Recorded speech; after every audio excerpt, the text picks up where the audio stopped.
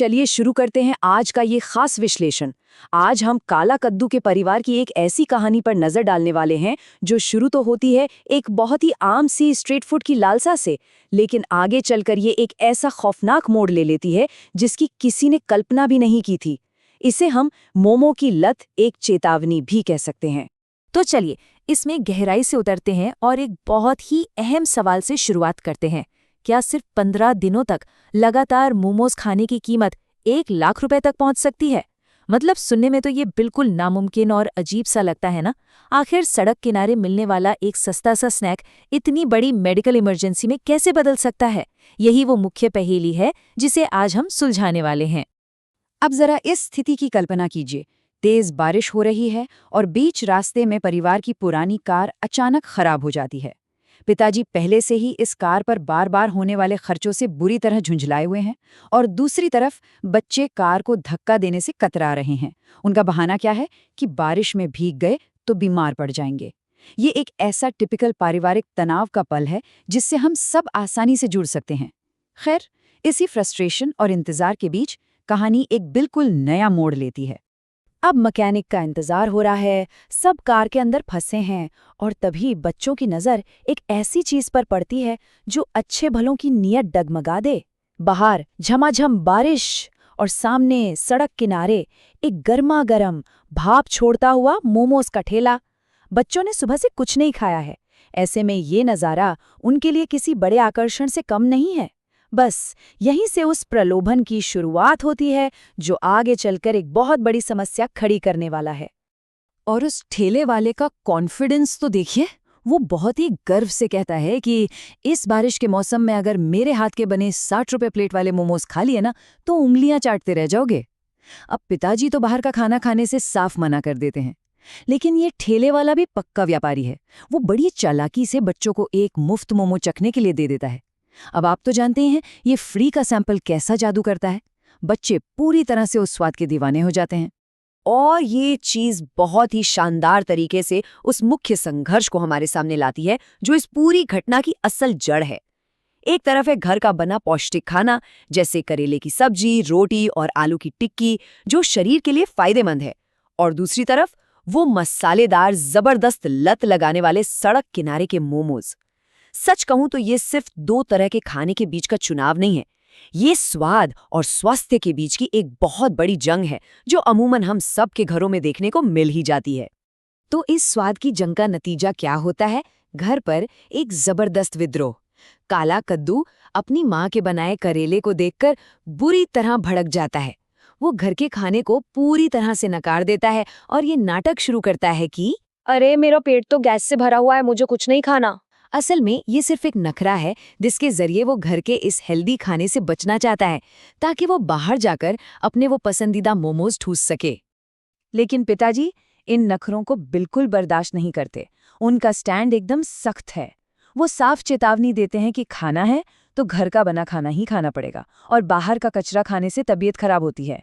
वो इन नखरों के आगे झुकने से साफ इनकार कर देते हैं, यहाँ तक कि बच्चों की पॉकेट मनी रोकने की धमकी भी दे डालते हैं। पिता की ये सख्त चेतावनियां ना इस कहानी में एक टिक टिक करती टाइम बॉम्ब की घड़ी की तरह काम करती हैं। ये साफ इशारा है कि अगर बात नहीं मानी गई तो धमाका जरूर होगा। चलिए अब आगे बढ़ते हैं और देखते हैं कि ये सब कैसे परवान चढ़ता है। ये कोई एक दिन की बात नहीं थी। पहले दिन जब कार खराब हुई तब मोमोज का वो पहला चस्का लगा। 5वें दिन तक नौबत ये आ गई कि घर का डिनर छोड़कर छुप छुप कर मोमोज खाए जाने लगे। काला कद्दू अपनी पॉकेट मनी उड़ाता रहा और लगातार मोमोज खाता रहा। और 15वें दिन तक आते आते ये रोजाना की आदत एक बहुत ही भयंकर और असहनीय पेट दर्द में बदल गई। कैसे एक छोटी सी जिद एक गंभीर लत बन गई, ये टाइमलाइन हमें बिल्कुल साफ दिखाती है। और अब हम पहुंचते हैं कहानी के सबसे खौफनाक हिस्से पर। 15 दिनों की वो मोमोज वाली लत आखिरकार अपना असली रंग दिखाती है। आधी रात को काला कद्दू पेट में उठने वाले एक भयानक दर्द से बुरी तरह चीखने लगता है। दर्द इतना तेज है कि कोई भी घरेलू नुस्खा काम नहीं आ रहा। पूरे घर में अफरा तफरी मच जाती है और उसे तुरंत उसी आधी रात को अस्पताल लेकर भागना पड़ता है। मजा और जिद एक ही झटके में एक सीरियस मेडिकल इमरजेंसी में तब्दील हो जाते हैं। अस्पताल पहुंचने पर डॉक्टर जो बताते हैं जरा उसे ध्यान से सुनिए। आखिर शरीर के अंदर जैविक रूप से हुआ क्या था, इसे 3 हिस्सों में समझते हैं। पहला, मोमोज में मौजूद कच्चे मैदे का बहुत ज्यादा मात्रा में सेवन किया गया। दूसरा, हमारा बेचारा पाचन तंत्र इस कच्चे मैदे को पचा ही नहीं पाया, जिसकी वजह से ये पेट और आंतों में लगातार जमता चला गया। और अंततः तीसरा कदम, इस जमाव ने आंतों में एक इतनी बड़ी रुकावट पैदा कर दी कि अब तत्काल सर्जरी यानी तुरंत ऑपरेशन करने के अलावा डॉक्टर के पास कोई और विकल्प ही नहीं बचा था। डॉक्टर के शब्द बिल्कुल स्पष्ट और डराने वाले थे।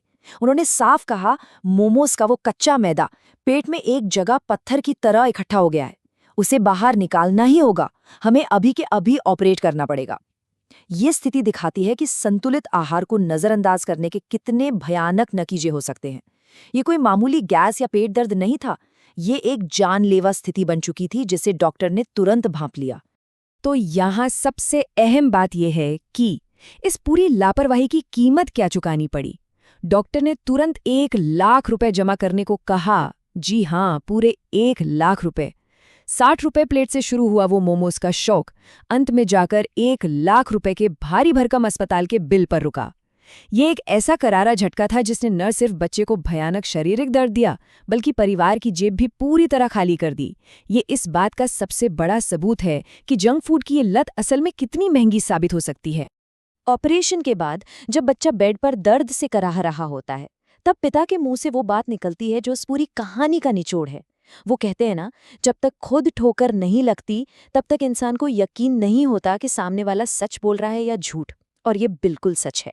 ये वो पल था जहां ये साबित हो गया कि माता पिता की वो सख्त चेतावनियां और घर का वो पौष्टिक खाना असल में कितना जरूरी था।